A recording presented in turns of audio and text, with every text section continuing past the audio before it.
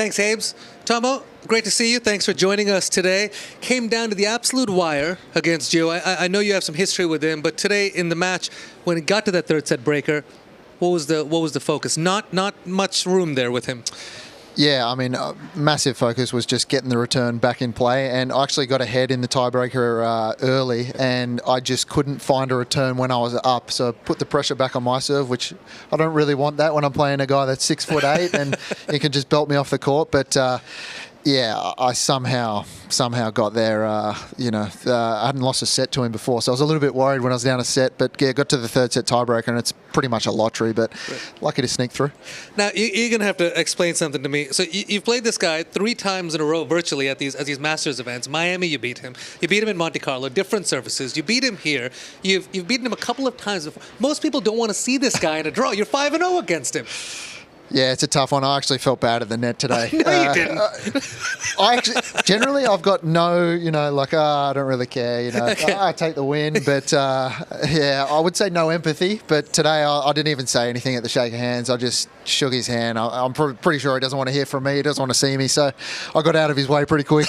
He's a guy who makes a lot of people feel uncomfortable with his serve. He kind of goes for huge shots all over the place, unpredictable. Are you able to get a read on him, or what do you attribute the 5-0 record against for? Yeah, I'm pretty sure I'm his nightmare matchup.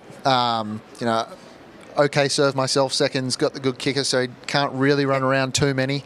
And then, yeah, I block a lot of returns, so I hope I make a lot of returns, maybe not as many today, but yeah, I think that just frustrates the hell out of him when he sees his serve coming back that many times. Well, I know there's one name he's not going to want to see in the draw at Roland Garros.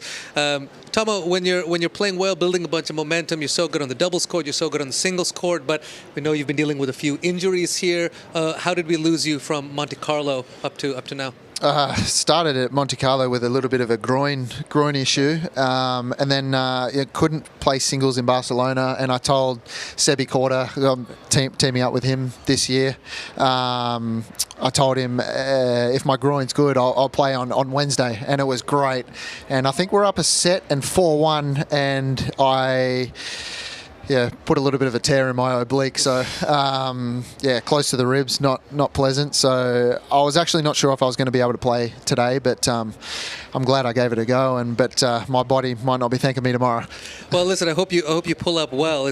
You're such a fun game style to watch when you're healthy and playing well out there. You take pride in both the singles court and the doubles court. Picked up a Grand Slam at the U.S. Open last year with Max Purcell. Congratulations on that. Thank you. When you got over the hump there, how did that feel? What a massive moment.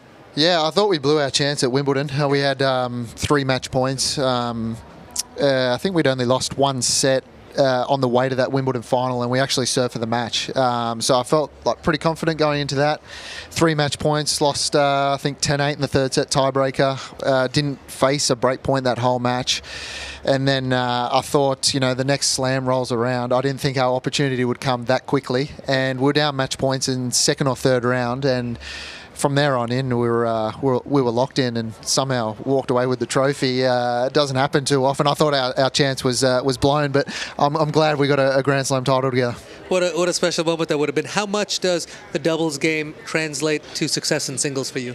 For me, I think it's pretty normal. I mean, in doubles, you've got such a small space to hit into on the returns. So, focuses on your returns. And then doubles volleys is a lot different. It's a lot of reaction. So it goes hand in hand. I just feel like I've got an ocean of space to hit into when I get on the singles court. So they just complement each other, I think.